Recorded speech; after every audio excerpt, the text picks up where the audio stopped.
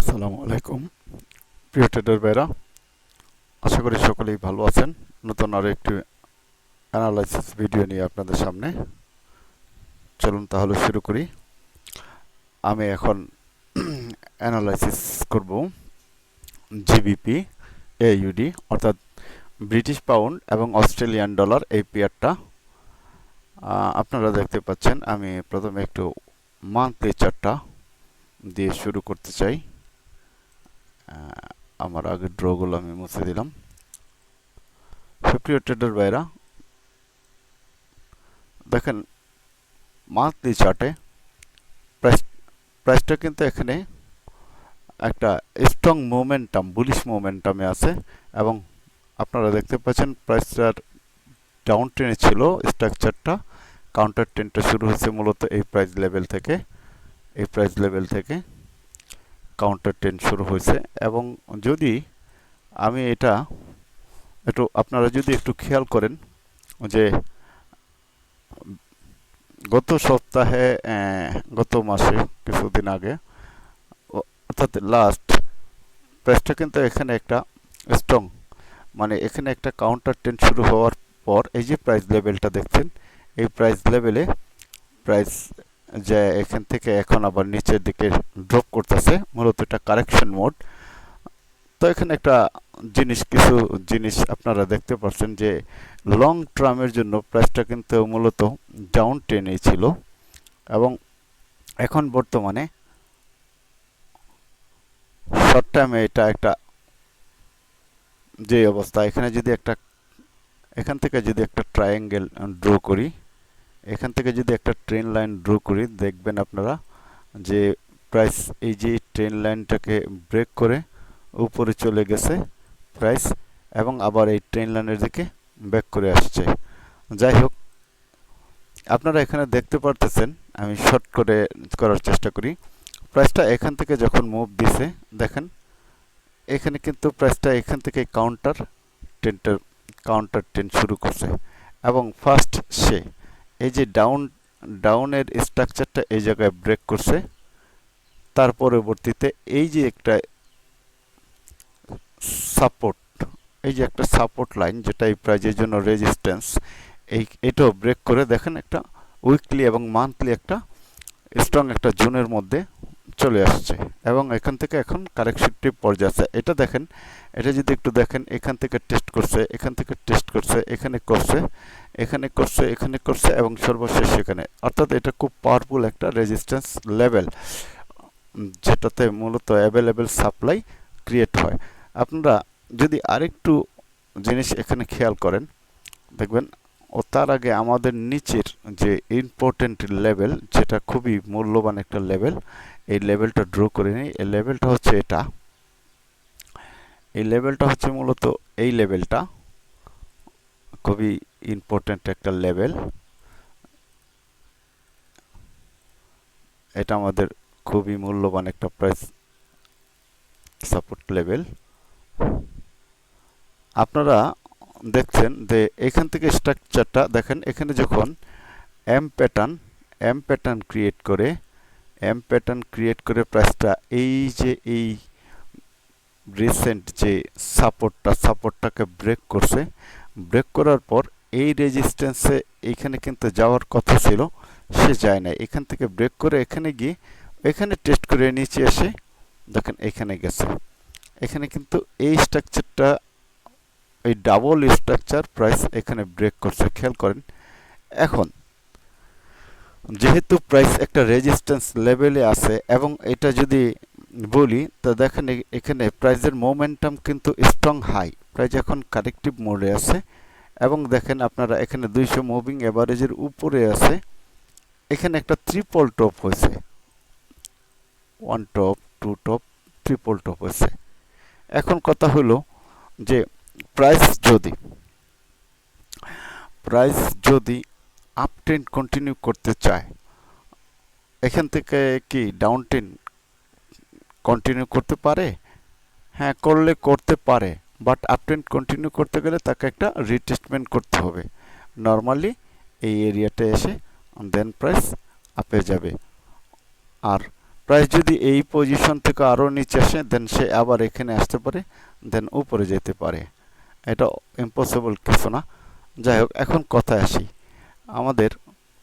আমরা এখান থেকে ট্রেড করার জন্য আমাদের কিছু জায়গা আইডেন্টিফাই করতে হবে, কারণ আমরা বেশিরভাগ ট্রেডাররাই কিন্তু এখানে রিটেল ট্রেডার, ইন্টারডে ট্রেডার।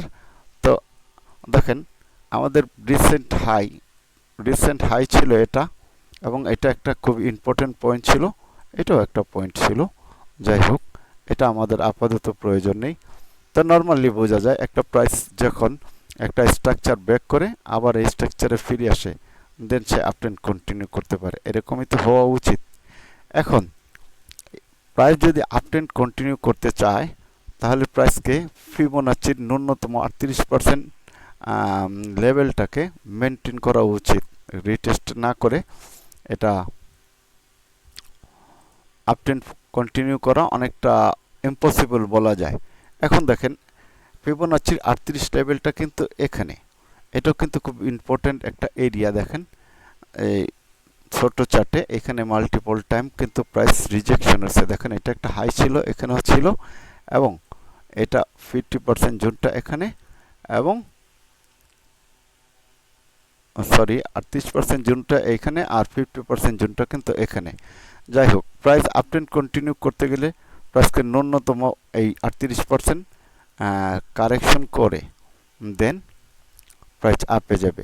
তবে আমার ধারণা বা আমার ভিউ, আমার পার্সোনাল ভিউ যেটা, সেটা হচ্ছে প্রাইস ন্যূনতম এই এরিয়াটায় আসতে হবে। এই এরিয়াটায় এসে দেন প্রাইস তার আপট্রেন্ড কন্টিনিউ করবে। এই ক্ষেত্রে আমি এই লাইনটাকে উঠাই, আমি এটা রাখবো। এই লেভেলটা থেকে প্রাইস তার আপট্রেন্ড কন্টিনিউ করতে পারে। পাশাপাশি এই জিনিসটাও আমরা রাখলাম, কারণ এটাও খুবই ইম্পর্টেন্ট একটা পয়েন্ট। এখন দেখেন, প্রাইস এখান থেকে এসে যদি রিটেস্ট করে, এবং আমরা ছোট চার্টের মধ্যে আমাদের এন্ট্রির জন্য পজিশন খুঁজবো। মূলত এখান থেকে আমাদের আর কোনো কাজ নাই। আমরা এখান থেকে প্রেডিকশন দেখলাম, এবং আমরা দেখলাম যে আগের ভলিউমটার চেয়ে পরের ভলিউমটার চেয়ে এখানে দ্বিতীয় ভলিউমটা খুব স্ট্রং। তার মানে মোমেন্টাম খুবই স্ট্রং, সেন্টিমেন্টও খুব হাই। তার মানে প্রাইস আপে যাওয়ার অনেকটা পসিবিলিটি আছে। চলেন আমরা একটু উইকলি চার্টটা দেখে আসি। যদি উইকলি চার্ট দেখে আসি, আপনারা এখানে একটু আগেই আমি যা বলছিলাম, দেখেন এটা একটা স্ট্রাকচার লেভেল ছিল। প্রাইস এখান থেকেই মূলত কারেকশন করে প্রাইস ডাউনে আসছে, যেহেতু এটা একটা উইকলি জোন। এবং উইকলি জোনে আপনারা দেখেন, একটু আগেই যে বলছিলাম যে এটা মূলত ট্রিপল টপ, এর আগে একবার ট্রিপল টপ তৈরি করে দেখেন এখানে আসছে। প্রথমে একটা শুটিং স্টার হয়েছে, এখন রানিং ক্যান্ডেলটা আছে। তো আশা করা যায় প্রাইস এখান থেকে কমপক্ষে এই জায়গাটায় আসতে পারে, পসিবিলিটিটা অনেক বেশি। আমরা আবার উইকলি চার্টের মধ্যে আবার ফিবোনাচিটা ধরে একটু টেনে দেখি। দেখেন, 50% জোনটা এই জায়গায়, অর্থাৎ প্রাইস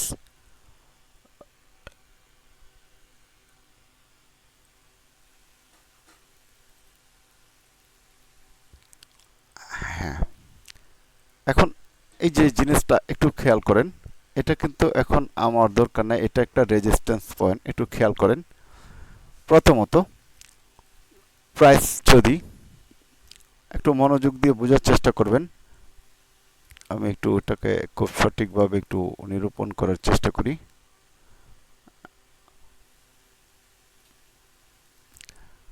এখান থেকে প্রাইস দেখেন একটা ট্রিপল টপ তৈরি করে ডাউনে চলে আসছে। খেয়াল করবেন, এখানে ডাউনে চলে আসছে, এবং প্রাইস কিন্তু এখানে 200 মুভিং অ্যাভারেজের উপরে আছে। এবং এখানে দেখেন মোটামুটি আরএসআইও একটা সেলের নির্দেশনা দিতেছে। তো এখানে লক্ষণীয় যে বিষয়টা, যে এই মুহূর্তে সেলের কোনো সুযোগ নাই, এই ক্যান্ডেলে সেলের কোনো সুযোগ নাই। যখন এই প্রাইসটা ব্রেক করবে, তখন আমরা সেল নিব, এবং প্রাইস এই পর্যন্ত আসবে। দেন এই পর্যন্ত আসলে আমরা আমাদের এন্ট্রি এক্সিট করব, এবং আমরা পরবর্তী ধাপে যাব। এই প্রাইসটা, এই লেভেলটা যদি প্রাইস যদি এই লেভেলটাকে ব্রেক করে, খেয়াল করেন প্রাইস যদি এই লেভেলটাকে ব্রেক করতে পারে দেন প্রাইস কিন্তু এই লেভেলে চলে আসবে, এটা আমাদের মনে রাখা খুবই জরুরি। বাট প্রাইজের স্ট্রাকচার বলে প্রাইস যেরকম দেখেন প্রাইস এখান থেকে যে একটা high low higher high lower low create করে এখানে প্রাইস হাই ক্রিয়েট করছে, দেখেন নিউ হাই নিউ লো অর্থাৎ higher low new high higher high, তারপরে একটা লোয়ার হায়ার লো ক্রিয়েট করে প্রাইস উপরে যাওয়ার পসিবিলিটিটা অনেক বেশি। দেন এই পজিশনে আসলে আমরা সর্বপ্রথম দেখব যে প্রাইস এখান থেকে ব্রেকআউট করে কিনা। ব্রেকআউট যদি না করে আমরা যদি প্রাইস কন্টিনিউ করার জন্য ট্রেন্ড কন্টিনিউ করার জন্য আমরা অবশ্যই এখান থেকে কনফার্মেশন খুঁজব। দেন আমরা কনফার্মেশন পেলে আমরা বাইরে যাব। এটা ব্রেকআউট করলে প্রাইস মেবি পরবর্তী এই ধাপে যাওয়ার পসিবিলিটিটা অনেক বেশি আছে। যাই হোক, এখন যেহেতু প্রাইস এই জায়গায় দেখেন আপনারা একটু, আমি এটাকে একটু খেয়াল করি, এখানে একটা ডেলি জোনের মধ্যে প্রাইস আছে। যেহেতু এটা উইকলি চার্ট, এই ডেলি জোনের থেকে প্রাইসটা আবার একটা কারেকশন দিয়ে এখানে যেতে পারে। সেটা যদি আমরা একটু ফিবোনাচ্চি দিয়ে দেখি, প্রাইস ন্যূনতম এই পজিশনে আবার এখান থেকে একটা কারেকশন দিতে পারে, অর্থাৎ আবার এখানে গিয়ে দেন এখানে আসতে পারে, দেন এখানে যাবে, দেন এখানে আসবে, দেন বাই প্রাইস। এইরকম প্যাটার্নটা হওয়ার পসিবিলিটিটা অনেক বেশি। আমি আবারও ড্র করে দেখাচ্ছি, এইরকম দেন প্রাইসটা এরকম হওয়ার সম্ভাবনা অনেক বেশি। সো এই মুহূর্তে এই জায়গা থেকে আমাদের সেল এন্ট্রি নেওয়ার কোনো সুযোগ নাই। যেহেতু সেল এন্ট্রি নেওয়ার সুযোগ নাই, তাই আমরা এখান থেকে সেল এন্ট্রি খুঁজব না। আমরা এখান থেকে ছোট চার্টে রিজেকশন করলে অবশ্যই একটা বাই খুঁজব, এবং আমাদের এই যে এই টপের থেকে এই পর্যন্ত ফিবোনাচ্চি ধরে আমাদের 38% লেভেলটা যেখানে হয় আমরা সেখানে টার্গেট সেট আপ করবো। তার পরবর্তীতে আমরা ট্রেড নেওয়ার জন্য আরেকটু ছোট চার্ট দেখব, এটা ডেলি চার্ট দেখব। আপনারা যদি ডেলি চার্টটা এখানে খেয়াল করেন, দেখবেন আমি যে ড্র করছি ড্র একদম হুবহু মিলে গেছে। এবং এখানে যদি আরেকটা জিনিস আপনাদের আমি দেখাতে চাই, যে এখানে যদি অনেকেই হয়তো ট্রেন লাইন এভাবে ড্র করে দেখবেন, হ্যাঁ ট্রেন লাইন ব্রেক করছে প্রাইস, হ্যাঁ অবভিয়াসলি ট্রেন লাইন ব্রেক করছে, কিন্তু এখানে ট্রেন লাইন ব্রেক করলো, এখানে মাঝখানে যে একটু আগে সুইংটা দিছি এটা কিন্তু একটা স্ট্রাকচার, মোটামুটি স্ট্রাকচার লেভেল, এটা ভুলে গেলে চলবে না, কারণ প্রাইস এখানে আসাটা খুব অযৌক্তিক না। এখন খেয়াল করেন অবভিয়াসলি স্ট্রাকচার ব্রেক করছে, ওকে ফাইন। এটা যেহেতু একটা ডেলি চার্ট, ডেলি চার্টের আমি এটাকে আরো সুন্দর করে যদি দিই, যেহেতু এটা প্রিভিয়াস লো, এটা প্রিভিয়াস লো, আমি এটাকে এইভাবে ড্র করলাম, এটা হাই, হ্যাঁ প্রাইস দেখেন এখানে ট্রেন লাইন ব্রেক করছে, হ্যাঁ ট্রেন লাইন ব্রেক করছে, প্রাইস দেখেন এখানে বিষয়টা দেখেন, প্রাইস যখন এখান থেকে স্ট্রাকচারটা ব্রেক করছে, ব্রেক করে নিউ হাই ক্রিয়েট করছে, হাই ক্রিয়েট করার পর এখানে কিন্তু ছোট একটা পুল ব্যাক ছিল, প্রাইস এটাকে ব্রেক করছে। পরবর্তীতে দেখেন প্রাইস এইখানে যে লো, সেই লোটাকে ব্রেক করার পথে প্রাইস খেয়াল করেন এখনো ক্যান্ডেল যেহেতু ক্লোজ হয় নাই, সো সো এখানে এখনো ব্রেক করতে পারে নাই। সো এটা একটা কিন্তু সাপ্লাই এরিয়া, যেহেতু এটা একটা supply area, trend line break করছে, আমরা জানি কোনো একটা জোন থেকে প্রাইস যখন স্ট্রাকচারকে ব্রেক করে, ব্রেক করার পর আবার সেই স্ট্রাকচারে ফিরে যায়। এখন যেহেতু প্রাইস এটাকে এখানে ট্রেন লাইনটা ব্রেক করছে এবং সে রিসেন্ট যে লোটা ব্রেক করছে, এবং সে এখানে স্ট্রাকচার ব্রেক করার পথে, এখানে যে স্ট্রাকচার চেঞ্জ করার পথে এই একটা পটেনশিয়াল সাপ্লাই জোনের মধ্যে চলে আসছে, সরি ডিমান্ড জোনের মধ্যে চলে আসছে। সো এই মুহূর্তে সেল এন্ট্রির কোনো সুযোগ নাই।